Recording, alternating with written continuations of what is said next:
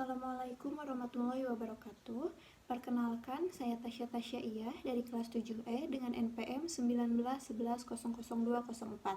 Di sini saya akan menjelaskan materi terkait pengambilan keputusan etis dan pertimbangan etika dalam pengambilan keputusan. Tugas ini diajukan untuk memenuhi tugas teori pengambilan keputusan yang diampu oleh Bapak Suca Rusdian SEMM. Baik, saya akan mulai menjelaskan dengan teori pengambilan etis. Perilaku tidak etis dalam suatu bisnis tidak hanya akan menciptakan resiko hukum bagi perusahaan tersebut, namun juga beresiko pada keberlangsungan hidup perusahaan. Perusahaan yang tidak peduli terhadap etika akan menyebabkan perusahaan tersebut kalah dalam persaingan di dalam pasar. Bahkan kemungkinan terburuk pun perusahaan tersebut akan mengalami kebangkrutan. Ada nilai-nilai etis yang harus dikembangkan dalam pengambilan keputusan etis. Ada dua elemen penting dalam nilai-nilai etis. Nilai-nilai etis sendiri itu adalah keyakinan dan prinsip-prinsip yang secara adil untuk tujuan kesejahteraan. Dua elemen tersebut yaitu yang pertama ada nilai yang etis bertujuan untuk kesejahteraan, dan kesejahteraan atas dasar nilai etis bukan merupakan kesejahteraan yang bersifat pribadi dan egois. Sementara, prinsip etika bisnis menurut Sonny Karaf tahun 1998 dan dikutip kembali oleh Muhammad Muslim tahun 2017, terdapat 5 prinsip etika bisnis, yaitu yang pertama ada prinsip otonomi. Prinsip otonomi adalah sikap dan kemampuan manusia untuk mengambil keputusan dan bertindak berdasarkan kesadarannya tentang apa yang dianggap baik untuk dilakukan.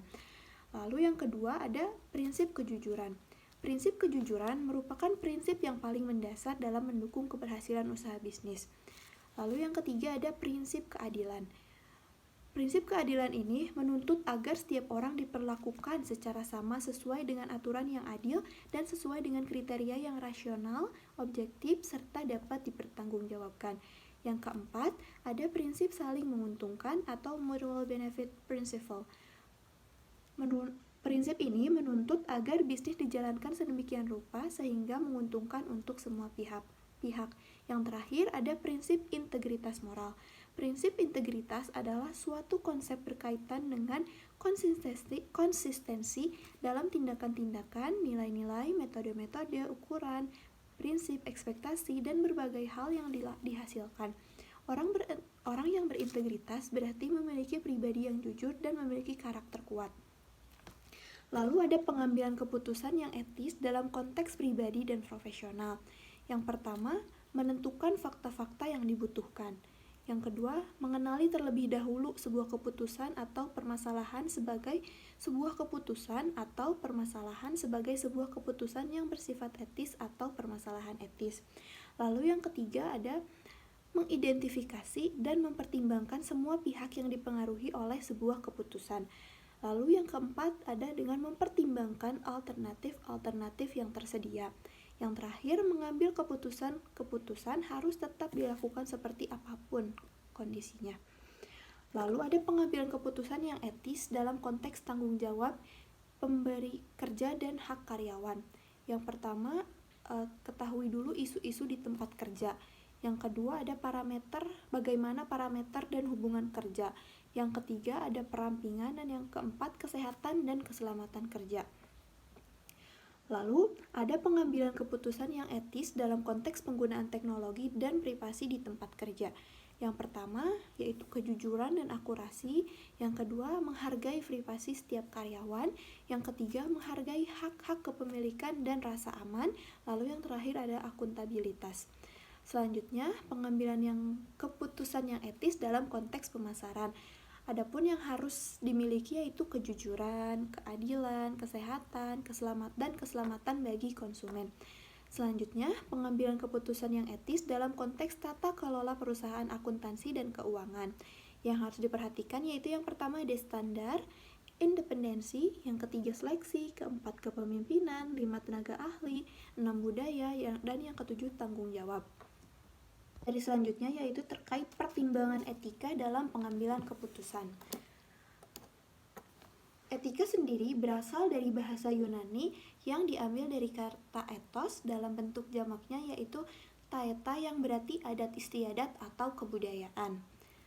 Lalu, budaya dalam perspektif organisasi diartikan sebagai sistem pembagian nilai dan kepercayaan yang saling berinteraksi dengan orang lain dalam suatu organisasi, dalam struktur organisasi, dan sistem kontrol yang menghasilkan norma perilaku.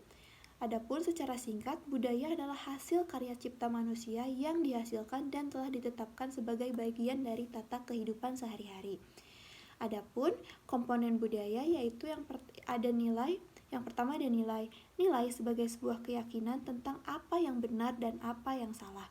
Nilai juga diartikan sebagai asumsi dasar mengenai apa-apa yang ideal diinginkan atau yang berharga. Yang kedua ada keyakinan. Keyakinan diartikan tentang bagaimana seharusnya bekerja. Lalu selanjutnya ada kekuatan budaya. Ada 3 kekuatan budaya. Yang pertama, budaya yang kuat memiliki potensi yang jauh lebih besar untuk berkoordinasi dan kontrol perilaku secara implisit. Yang kedua, budaya yang kuat senantiasa memiliki nilai-nilai baik, formal maupun non-formal, yang dianut dan dijalankan secara bersama dan berpengaruh pada perilaku dalam peningkatan kinerja pimpinan dan anggota organisasi tersebut. Selanjutnya, kegiatan untuk menguatkan budaya organisasi dapat dilakukan melalui pemberian contoh dan teladan yang baik. Nah, adapun hubungan etika dan budaya. Etika dan budaya memiliki hubungan yang sangat erat, di mana masyarakat yang berbudaya tinggi dianggap lebih mengerti dan memahami etika, sedangkan masyarakat dengan pemahaman budaya yang rendah cenderung kurang memahami etika. Lalu ada hubungan etika dengan moral. Etika merupakan dimensi moralitas yang berkaitan erat dengan adat istiadat dan kebiasaan yang telah diterima, dengan tujuan untuk membedakan mana perilaku yang baik dan yang buruk. Etika dapat diterjemahkan sebagai bentuk tindakan yang mengacu pada moralitas sebagai tolak ukurnya. Adapun perspektif moral yaitu yang pertama ada agama, hati nurani, dan aturan-aturan tertulis maupun tidak tertulis. Adapun perspektif dalam etika yang pertama, perspektif Islam lebih mengacu pada ketentuan dalam Al-Quran dan Sunnah Rasulullah. Lalu yang kedua ada perspektif Barat, hanya didasarkan pada rasio yang berakar pada pemikiran manusia tanpa diikat oleh moralitas yang berakar pada keyakinan atau agama. Lalu yang ketiga ada perspektif lingkungan sosial, yaitu memiliki pandangan yang sama dengan perspektif Islam, yaitu sebagai filter bagi perilaku individu dalam menjalankan kehidupannya. Lalu pendekatan etika dalam pengambilan keputusan. Yang pertama, ada pendekatan manfaat. Perilaku moral harus menghasilkan keputusan yang diambil selalu didasarkan pada nilai manfaat yang lebih besar dari 2 atau lebih keputusan yang diambil. Lalu yang kedua ada pendekatan individualisme. Tindakan dikatakan bermoral apabila mendukung kepentingan jangka panjang individu, yang pada akhirnya mengarah kepada kebaikan yang lebih besar. Lalu yang ketiga ada pendekatan hak-hak moral. Keputusan yang tidak melanggar hak asasi dari mereka yang dipengaruhi oleh keputusan-keputusan tersebut.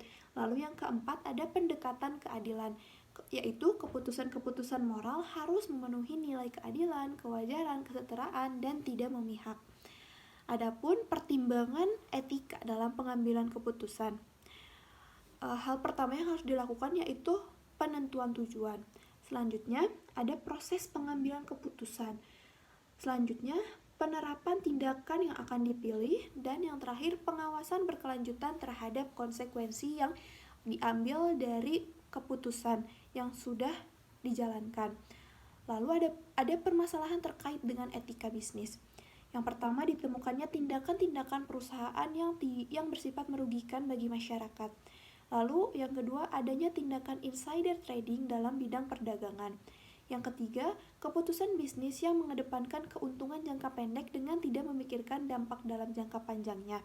Yang keempat, melakukan PHK secara tidak jujur dan tanpa sebab yang jelas dengan pemberian pesangon yang tidak layak kepada karyawan.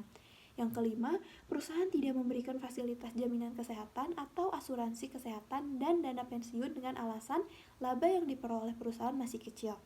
Lalu yang keenam, ditemukannya perusahaan yang tidak mempekerjakan karyawan di bawah umur ditemukan perusahaan yang mempekerjakan karyawan di bawah umur dan pemberian gaji di bawah normal atau di bawah UMR.